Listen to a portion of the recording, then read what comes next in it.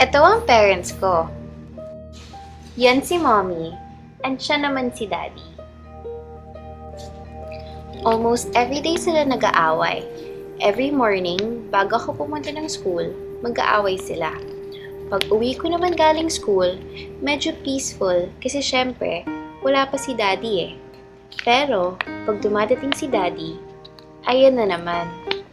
Magugulat na lang ako, maya-maya, nagsisigawan na ulit sila.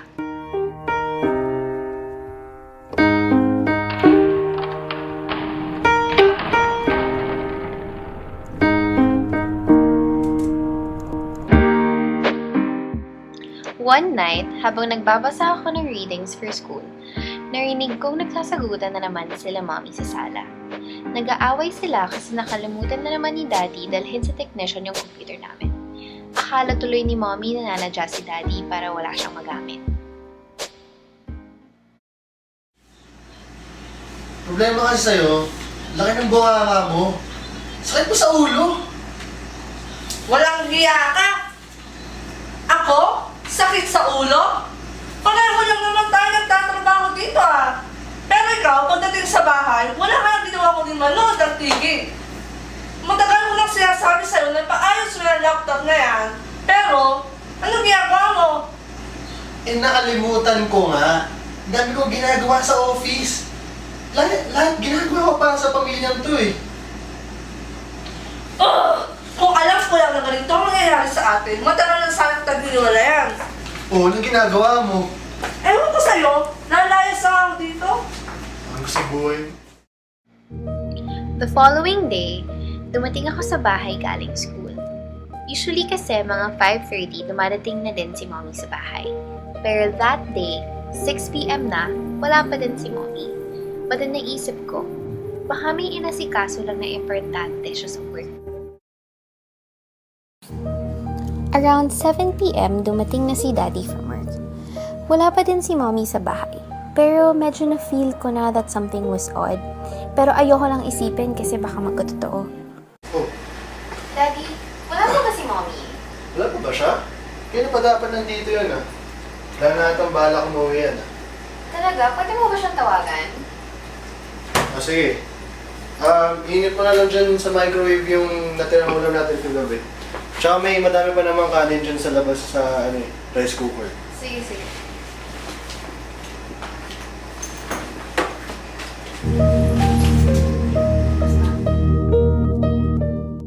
Medyo kinakabahan na talaga ako kasi baka nga hindi na umuwi si mommy.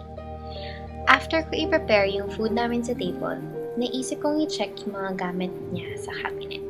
And guess what? Wala lahat ng damit niya.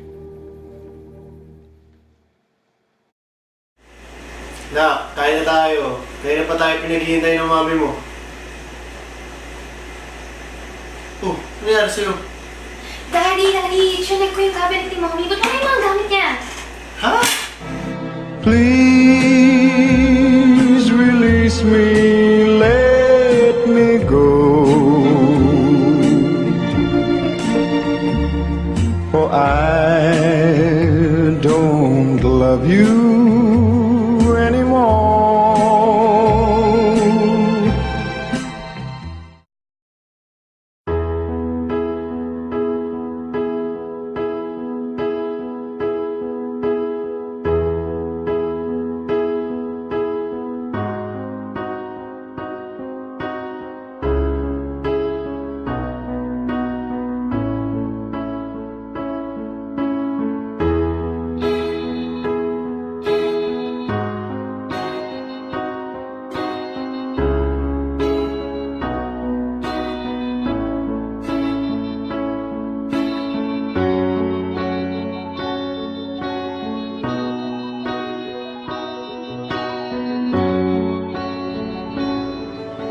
Maaari kang manalo ng 300 pesos cellphone load or 10,000 pesos cash sa MMK Text Mo Title Mo promo. Ano ang pamagat ng episode ngayong gabi? Mag-download ng ringtone at ipadala ang sagot. I-text ang MMK space title ng kwento at isend sa 2366.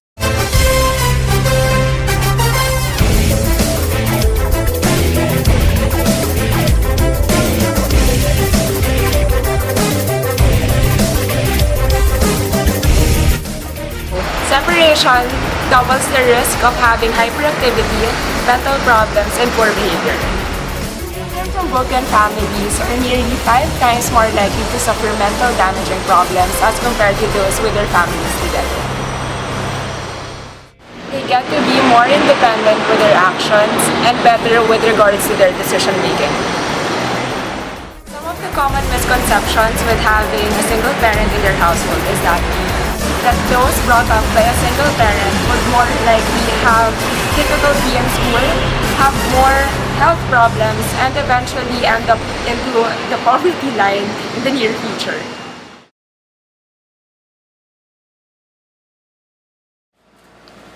I'm Irish Florentino from De La Salle University, and I am a child of separated parents.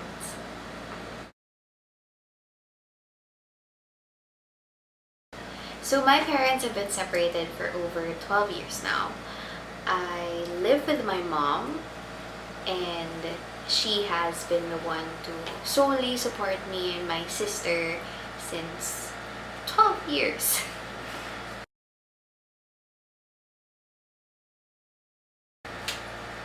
Am I close with my parents? I think I have good relationships with both of my parents. I'm much closer to my mother. She has always just been there for me. She's kind of like a sister to me, to be honest. Like, I feel like my real, I'm so bad, sorry mother. But then like for me, like real parental authority in my life, I feel like are my grandparents. And then my mom is just kind of like a sister. It's like we're really tight like that. And my dad, we're okay. We have a bit of a rough relationship. Sometimes we're fighting, sometimes we're good. Right now, we're not really in a good situation. But then generally, we're close. Like, we talk about stuff. My parents' separation, I feel like, has influenced me in a really positive way. It has definitely made me stronger, made me more independent, made me realize at an earlier age, earlier than usual, of the sense of responsibility of having to take care of not just of myself but of my mom and of my sister in the future. So I felt that it really has helped me as a person to become more responsible, and not just a person, as a student as well. You know, because I don't know, the earlier sense of responsibility you just carry it with you, and I feel that my parents' separation really helped me to become stronger. When facing emotional stuff, I learned to, I don't know, face it with maturity, and lots of negative emotions, you just learn to overcome it because of the bigger things that you've actually encountered. The smaller dramas you encounter in high school and college seem much lesser, smaller, insignificant as compared to what you've already faced. So it has really, really built me as a person emotionally. I feel like there are a lot, because when people say that, when people think of that term separation, it's automatically given a negative connotation, and I feel that this is wrong, especially being a child of separate parents. I feel that there are so many misconceptions. People automatically think it's negative, where in fact, being in this situation just made us stronger. One is that we let ourselves go. I feel like this can be true during the first few years, but then in the long run, you actually learn to keep your emotions pent up and how to control yourself and how to become stronger, basically, what I said earlier, because of what you've already gone through. But yeah, I guess like it's not really a misconception, but then not everybody's like this, and usually people just experience this during the first few years. Unlike for me, my parents have been separated for 12 years now, so I don't know, I didn't really go through that much of the emotional drama because I was a child and didn't really understand what's happening. And also, they say that we become emotional wrecks. Yes, I guess like there is still that part of me that's still kind of scarred from it, but then you do learn to cope up and heal yourself in the process, especially if you have good relationships with the parent that you were currently living with.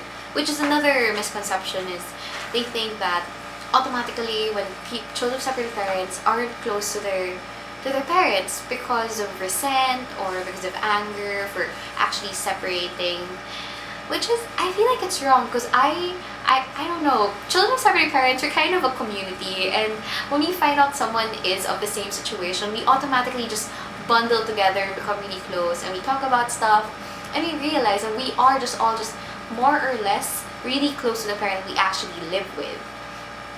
Another is that we do academically bad. This was actually supposed to be our research paper in the first place, but then we changed it to common misconceptions.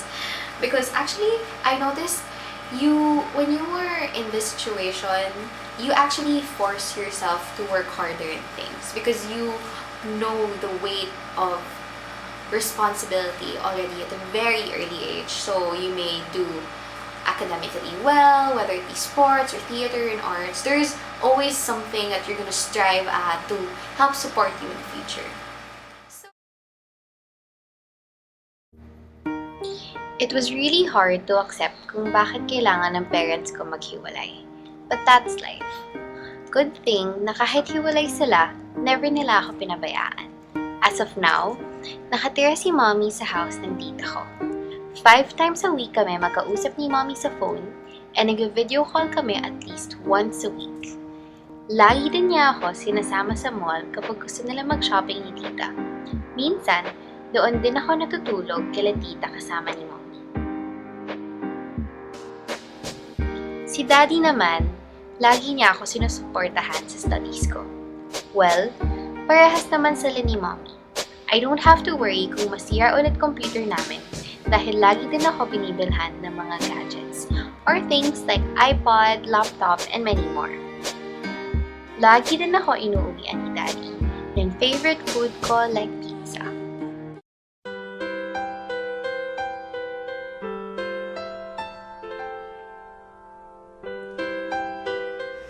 Sobrang nagkamadong sa ulan.